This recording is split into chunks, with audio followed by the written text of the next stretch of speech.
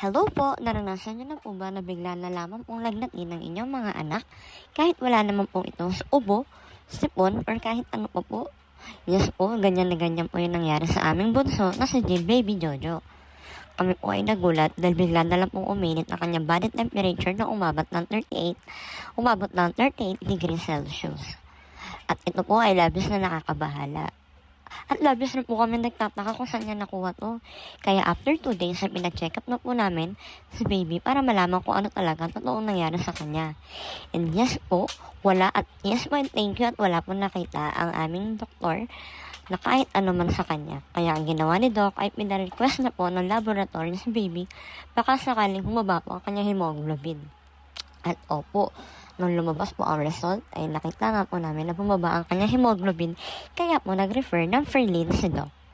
Kaya po sa mga mamas out there, kung naranasan niyo po ito, ay wag po tayo magkatubili magpa-check up. At syempre po, magdasal po tayo sa taas na mabilis malagpasan ni baby ang mga ganitong sakit. Bye-bye!